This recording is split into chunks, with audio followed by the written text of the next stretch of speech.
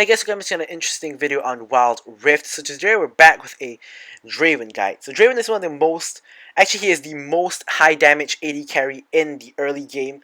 However, I do feel like he needs a support to sort of facilitate him, someone with a lot of CC like an Alistar or Leona to sort of catch enemies out for him, and so that he can get his damage onto them, because everybody knows what Draven does, so no one is going to be so-called dumb enough to just stand there and let him hit them when Draven is going to outdamage everybody. So Draven, of course, is a champion a lot of people like to one-trick, and those who one-trick are definitely going to be really good at the champion. Of course, I am not a Draven one-trick, however, I did play him a lot when he was released, so I do know quite a bit about Draven, so I'm going to be covering that today in the video. And first up, we're going to start off, of course, in the practice mode as usual. And we're going to talk about his leveling order first. So Draven is really straightforward. You max your Q, and then your W, and then your E, and then, of course, you take your ultimate whenever it's available. So, Draven's most challenging part is deciding when to catch your axes. So basically, as you guys can see, that there's that mark when you actually throw your axe, and when it's coming back, it's gonna have a mark indicating where it's gonna land. Now, the challenging part about Draven is not the actual axe catching, which you will get used to after a couple of games. However, the challenge is knowing when to catch the axe and knowing when not to catch the axe, because if you go for the axe catch at the wrong moment, let's say if there's a Nami on the enemy team, you go for the axe catch. The Nami knows you're going to catch the axe, and she throws her bubble where your axe is going to land. You're guaranteed to get hit by that bubble. So you need to know when you can and when you can't catch your axe, which is admittedly something I am not really good at, but I'm just pointing it out. If you want to be a good Draven, this is something you have to know. Whereas some other times you want to go for the axe catch, whatever it is, because with that axe catch, you're going to be doing a lot more damage, and you're going to be able to get the kill. So Draven doesn't do a lot of damage without his axes. So as you guys can see, my basic attack on the target dummy does like 51 damage. But let's see how much damage we do with the axe. So it may not actually be that much of an increase at early levels. Actually it is. It's 95 damage with the axe. So that's nearly double the damage. But the axe does, the Q I should say, does scale with physical damage. So as you guys can see over here, it does scale with your 110% bonus AD, so it is going to actually make a big difference. So there's a lot of things to talk about Draven, so let's quickly get into it. First up, we're going to talk about his passive. So his passive is every time you kill a unit or catch your spinning axe, which I have shown just now, is when his axe bounces off their opponent, it comes back on that golden circle. You catch an axe, you get a stack of adoration. Killing a champion consumes all stacks of adoration, giving 50 bonus gold per 4 stacks of adoration. That's a lot of bonus gold if you are catching your axes and killing minions properly. And when Draven dies, half his stacks are lost. This is why Draven relies a lot on getting early game kills to snowball the game. And it really hurts you a lot if you get killed in the early game and you don't get a kill. So in my opinion, if you kill someone then you get killed, it's worth it. For example, you kill the enemy AD carry, but you're left very low and the enemy support kills you, or even if you kill the support and the AD carry kills you, it's still worth it in my opinion, because you're going to get a lot of gold advantage from your passive. But if it goes the other way around, they kill you first, and let's say your axe is spinning out right as you die and you kill them, you're only going to get half of those stacks propped, so it's not going to be that worth. So his Q, as I said, it enhances his basic attack and it scales with AD. So when you throw it, you can catch it and you can hold up to 2 spinning axes at once. So here, as you guys can see, that when I activate it, my axe is spinning and I have a limited timer to use it. So now when I use it, I catch it, the timer refreshes. And if I press it again, both my axes are going to be spinning, and I can throw both of them. If you have enough attack speed, you can throw both of them, and both of them will be out at the same time, but that's not the case at the moment because I have no items yet.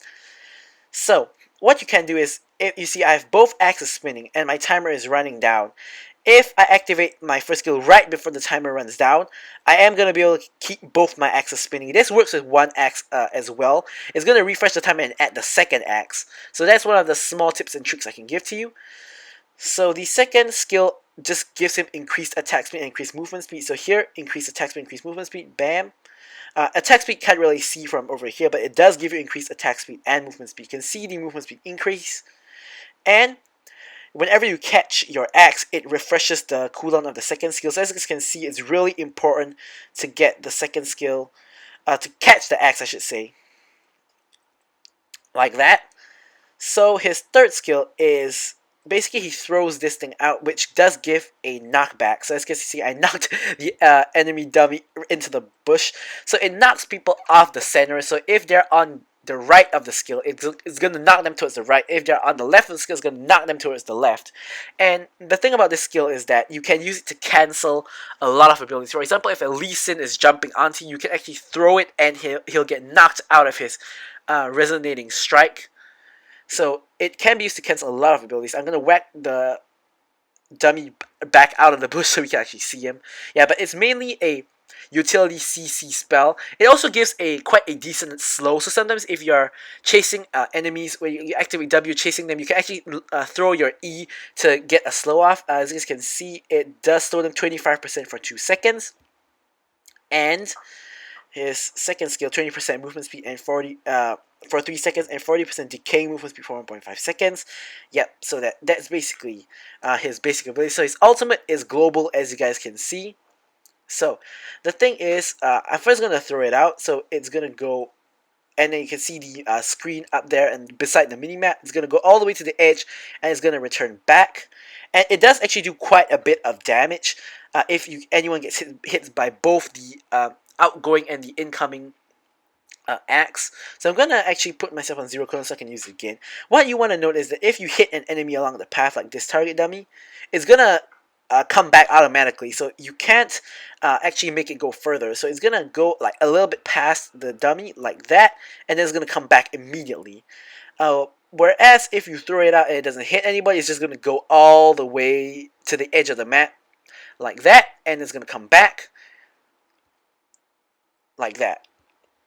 So a thing to note is that when you throw it out, it's not going to come back on the exact same pop. It's just going to try to return to you. So if you sort of move, it's going to come back to where you are. So if you move as the thing is coming back, it's going to be able to like sort of twist and turn to match your movement. It's not going to match the way you move. It's going to come back in the shortest distance to you as possible. So it's sort of you can try to manipulate it as it's coming back. Another thing to note is if you throw it out and it doesn't hit anybody, as you can see on this route, it's not going to hit anybody. But if you want to recall it back, you can reactivate the skill. So for example, I'm recalling it back before it reaches the edge of the map.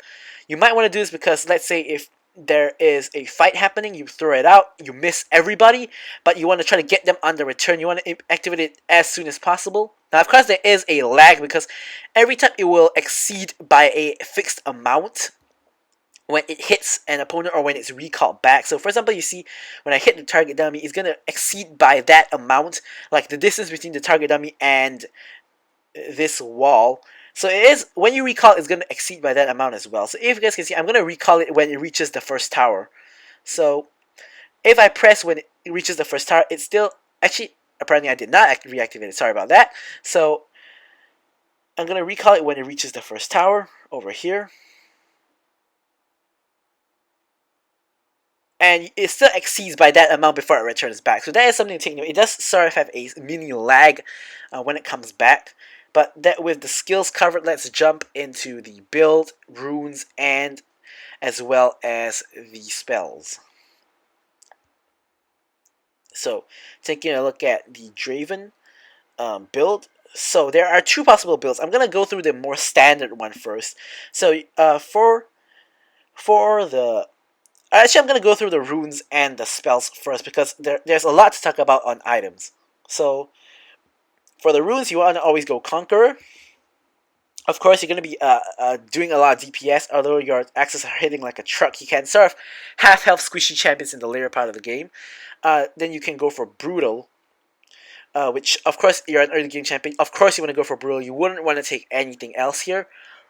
Or actually, you can consider Triumph, but in my opinion, not Triumph, Champion. In my opinion, Champion is way too risky, so I just go for Brutal because Brutal is safe. Like, you're always going to get the value from Brutal, but you might lose out on the value from Champion if you die twice. And in a lot of my Draven games, I trade 1-for-1 and in the early game to get the proc off my stacks, so I don't really like Champion because of how aggressive I play. For the second slot, you can take Spirit Walker or Hunter Titan, the two pretty much standard ones. I don't think the rest is really helpful for Draven. Personally, I prefer Spirit Walker a little bit because he needs to get into range to uh, hit the enemies, and the slow resistance from the very start of the game, 20% slow resistance from the very start of the game that Spirit Walker gives is a lot more useful than the 20% tenacity you get from Hunter Titan when you max it out. Because Draven, as we said, is an early game champion, so you want to be getting kills in lane, so you won't be able to stack Hunter Titan at the start of the game. So personally, I prefer Spirit Walker, and then I go for Sweet Tooth because when you trade aggressively with your opponent, most of the time, the opponent's going to be trading back. So you want to get Sweet Tooth to get the extra sustain in lane. Manifold Band, Draven doesn't really need that. He does start consuming a lot of mana towards the later part of the game because when you get enough attack speed, you can start spam your W and use mana really fast. But I don't think the rest of the runes is really useful for Draven. Maybe Mastermind because he can take down towers really fast. But in my opinion, Sweet Tooth is just the best. Spells, standard flash and barrier combo for AD carries. Of course, you can also opt for heal instead of barrier. There are some spells we don't really need to talk about it. And for the build, so first up, this is the standard Draven build. You start with Bloodthirster. Because of how much damage you already do with your spinning axis, you want to get that attack 65 attack damage just for the extra scaling on your Q and also the Vamp. So this is the Draven really hits a power spike when he gets this item because the giant increase in attack damage and the physical Vamp really helps him a lot.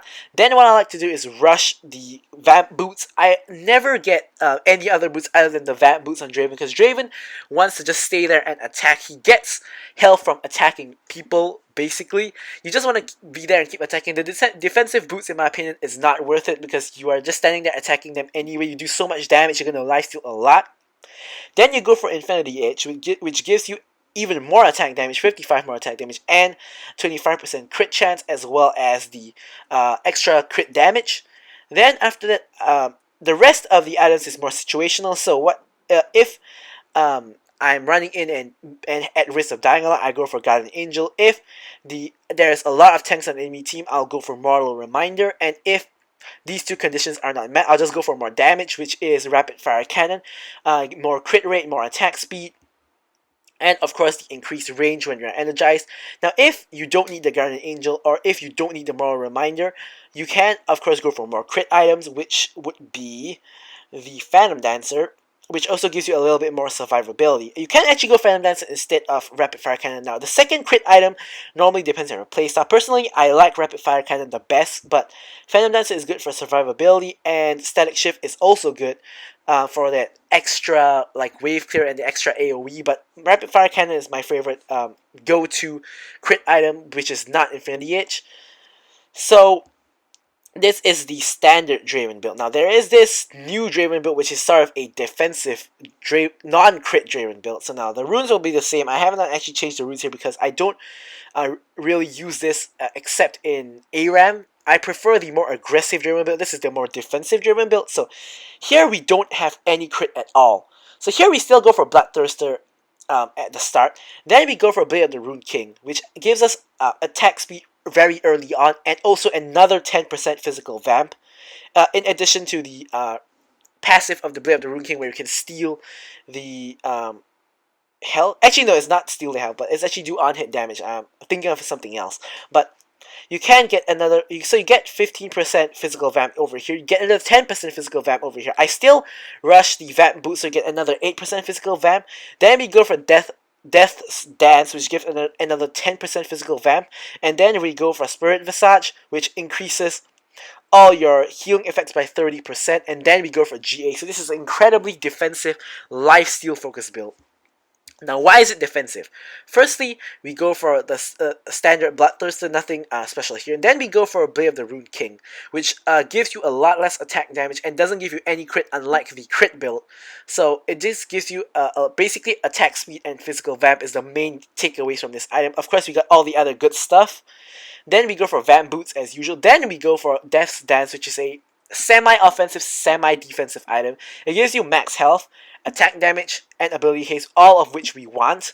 And then, of course, 10% physical van, which we also want, but the passive is really good. So 30% of damage taken is dealt as a bleed over 3 seconds instead. So basically, it's sort of like an anti-burst. So let's say you get hit by a burst and you would have died, but instead, this item causes you to take the damage over 3 seconds so you don't die, instead giving you more time to basic attack and lifesteal back that amount that would allow you to save your life. So the Death's Dance is really important in this build, in this defensive build, which is why you go for it third. Then, Spirit Visage gives you the most important part of Spirit Visage, other than all its normal effects, is the Blessed passive, which increases your healing by 30%, which increases the healing of every previous item before it. Of course, the health regen, ability haste, and magic resist is really helpful. The magic resist part of this is 45, which is quite a large amount. Really good against magic damage, of course. Now, more or less, I think like 9 out of 10 games, there's going to be some form of magic damage in the enemy team that this item would be helpful. But on the split chance, or on the small percentage chance that there isn't any magic damage at all that you want to negate, you can go straight into Guardian Angel and then pick up your last item as some offensive item, like maybe an Infinity Edge, or maybe a Mortal Reminder if you need it. So yeah, maybe not Maw, because there's no magic defense, but perhaps Mortal Reminder if you need it, or an Infinity Edge. So now, if you guys notice here, there is no Mortal Reminder in this build, because this build pretty much just wants you to stay in the fight and just lifesteal as much as possible. It's not so much about melting tanks, which is why I don't really like this build, because I am a very aggressive Draven. So I like the crit build. I like just running in and doing a lot of damage. This is a sort of like, you just stand there and keep attacking and keep lifestealing, keep attacking, keep lifestealing. It doesn't do as much damage, but a lot more survivability. So it really depends on your playstyle Draven. A lot of good Draven players also go for the lifesteal build, so it's really up to your personal preference. But with that out of the way, let's jump into the gameplay. Alright, so jumping into the gameplay. So as you guys notice, for all these videos, I like to have the items of all the characters showing at the bottom instead of putting it down and just showing the pure gameplay. Now that's because I feel like these items that you can see is really important for the context, to see if different champions have hit their power spikes or not, and how strong we are or how weak we are in comparison to the rest of the champions in the game. So that's why I like to leave it up. Sometimes it does obscure a little bit of gameplay at the really bottom part of the screen, but I feel that it's pretty important to have that. So as you guys can see, the Draven is me, of course. I'm pretty aggressive, just whacking both the Misfortune and the Lulu. So here I'm going really aggressive because I'm going all the way under tower, and we do get the first blood, although I do not get the kill, which kind of sucks a little bit. But what I was trying to say, just the Draven is being very aggressive. So here, as you guys can see, after we got the first kill, I'm just farming the minions. I'm at like half health, which is sort of what I like to describe earlier, which is that I go really aggressive, and I come out with quite little health, which is why, as you guys can see, the Sweet Tooth rune coming into play here. I'm back to nearly full health. Just CSing, getting the last hit, stacking up my passive. I'm a little bit too aggressive there, taking a tower shot. So here I'm just juggling my two axes, but there's nothing to hit. So I'm using that little trick that I told you guys about in the skills to sort of keep it up. So here I'm being way too aggressive, nearly die because of it. This is definitely a mistake. My support wasn't really ready to walk up with me, but she does save me. So here I just get my CS, and I'm probably gonna back here. Yep, we do channel recall. I'm just gonna go back, get health, and get some items with that early kill we got. So I do complete my BF sword, which is gonna give me a significant advantage against the enemy bottom lane. As you guys can see, they all only have their starting items. So me and Jin are just gonna rush back to lane. We're not gonna miss any CS because we actually pushed out the wave. As you guys can see, as the CS is crashing into tower, we make it back right on time. So just farming on the tower here, of course a little bit hard, so we do miss 2 of the CS, but in the grand scheme of things, that's fine. We didn't manage to get a back and get a significant advantage against them. Here our jungler is just taking the skull, so we're just kind of hovering around that area to make sure that the enemy doesn't contest. So I managed to get Lulu down to half health already, because as I've mentioned previously a lot of times, the axes hit like a truck even in the early game. Misfortune has yet to get a double up bounce on us, which is really good. And we're just gonna be really aggressive here. As you can see, I whack the Misfortune with the slow, and allows me to get off another auto attack. Now the Lulu is basically one hit from dying, and there she goes. As you can see, she gets 274 gold from the kill on the Lulu, cashing in all my stacks, getting the rest of the CS. You're probably gonna dive the Misfortune here. We have 3 people. So Draven shows up right in the nick of time, which is really good for him. I get the kill on the Misfortune with the ultimate, flash out of the Cataclysm, and Janna picks up the kill on the Draven. So not the cleanest of dives over there, but it did work out. None of us died. We killed all of them, enemy bot lane and enemy jungle. So I would say that that's a pretty good situation overall, and we're still relatively healthy as well. Lulu just randomly polymorphs me over there, and I'm just gonna back to get items. Probably can't afford the entire Bloodthirster at this point. Yet we do get Bloodthirster and boots. Janna does complete her Ardent Sensor and boots, so we're really strong as a bot lane at the moment. But you guys will see that I do end up kind of trolling a little bit towards the mid and late game. I'll point out my over-aggression now. I will say that when I'm playing Draven, I'm really aggressive and over-aggressive sometimes, because I feel like Draven does so much damage. I always just want to run in and do damage, but sometimes it's a little bit too aggressive. So nice knockup by Janna. So Misfortune flashes away, but it doesn't matter. We're just gonna run her down. She panic ults there. Not a good look. And here we do get caught by basically everybody. So not too good. So here we do get shut down by the Lux. We did get the Misfortune, but basically the entire team, like the jungler and the mid laner, all rotated, and we just got caught out there. So not a good look on us, obviously. But we are already like 4 kills up. Yep, 3 kills up with a couple of assists as well. So honestly, not the worst case scenario here. It's bound to happen to me especially. So here we're really strong. So we're just gonna straight up force the dragon, because if they come and contest, I'll probably just basic attack them to death. And it is also an Ocean Drake, which is really important for Draven, because he really wants that vamp, as we all know. Lux tries to go for the steal with her ultimate, but Xin Zhao does get the smite. So here Janna is recalling, so of course I don't want to be too aggressive without my support, so I do ward the Tribush. Janna is an alright support for Draven, because if the Janna is good, she can set Draven with her Tornado, so which does allow Draven to go in and get a couple of hits off. Also with the attack speed buffs when she E's the Draven.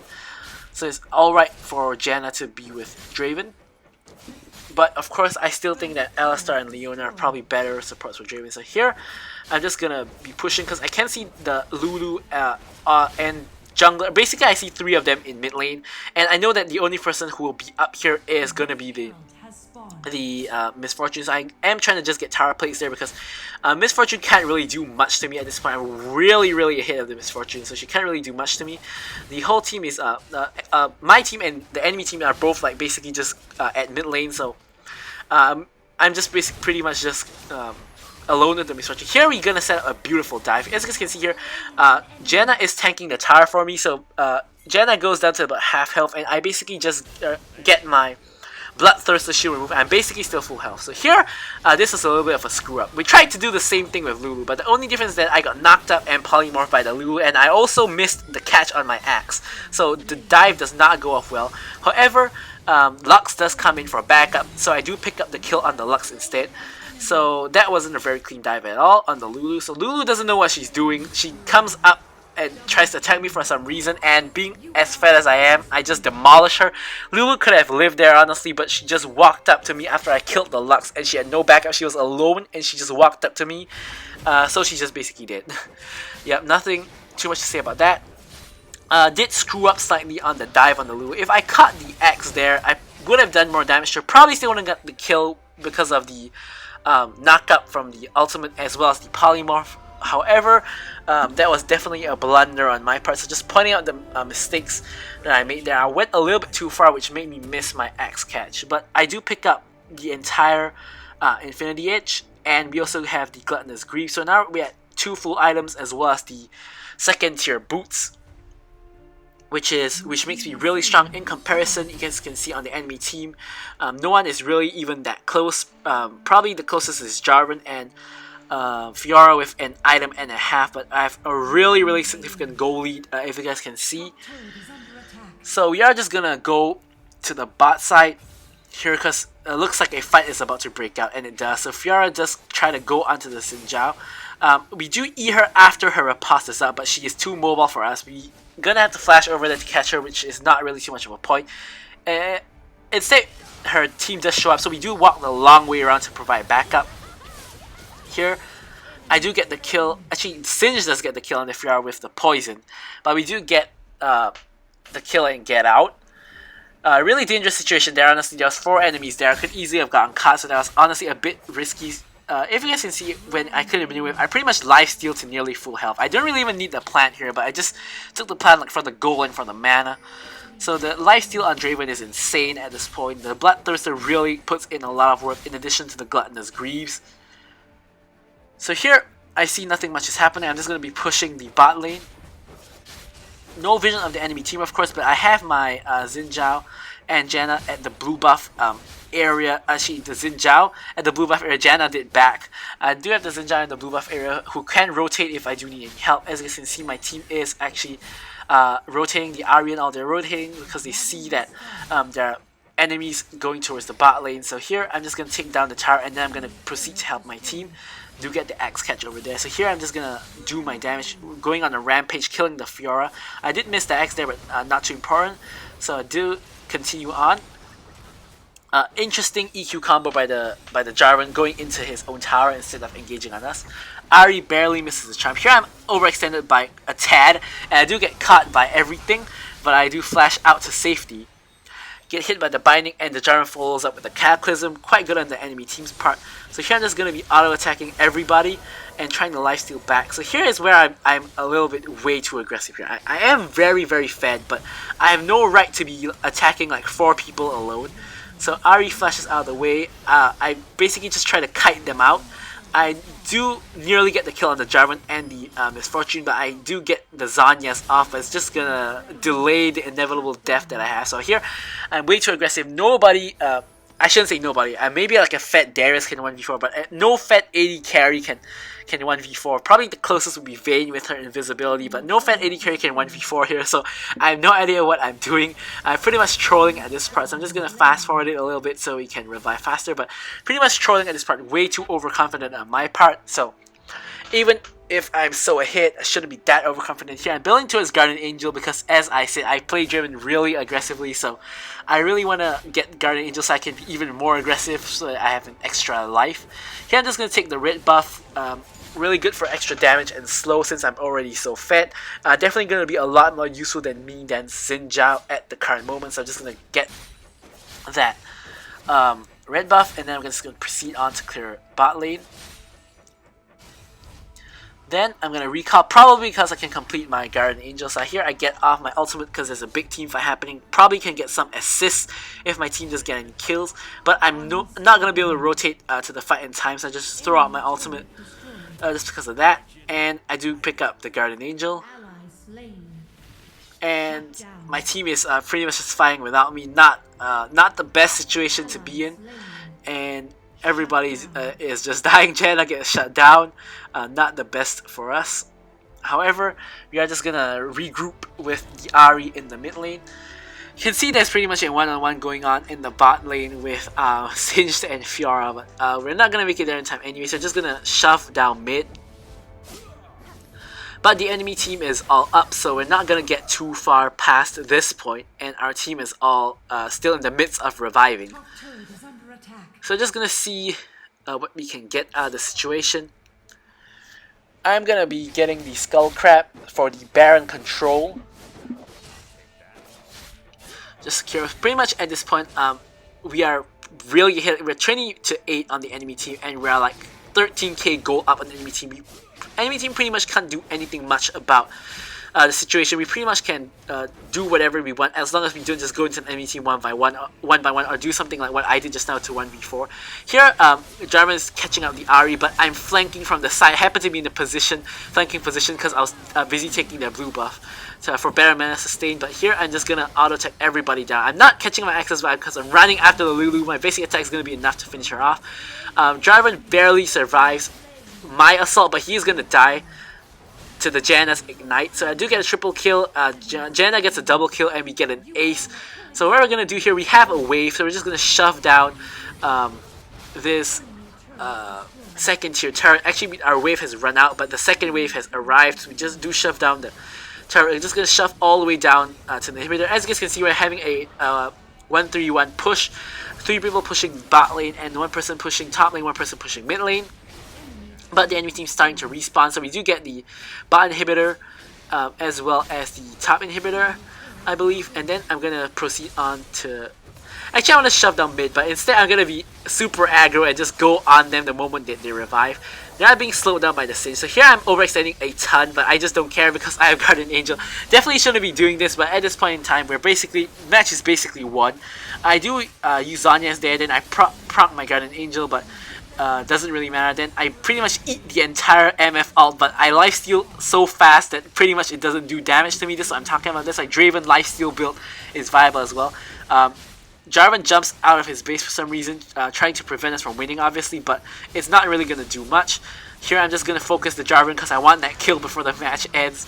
But yeah, we're going to get the kill on the Jarvan, and we're going to die right before the match ends, unfortunately. But yeah, so Jarvan does get a triple kill there, but just, you know, just playing for kills at this point, not too important there. So here, look at the KDA. Of course, we did the most damage, got the most kills, 12-3-7, pretty alright. We did get, of course, less teamfight participation than someone like the Janna, but yeah, as you guys can see, a ton of damage, and that's what Draven can do. So, and teamfight participation not the best, but yep, thanks for watching the video, guys, and goodbye.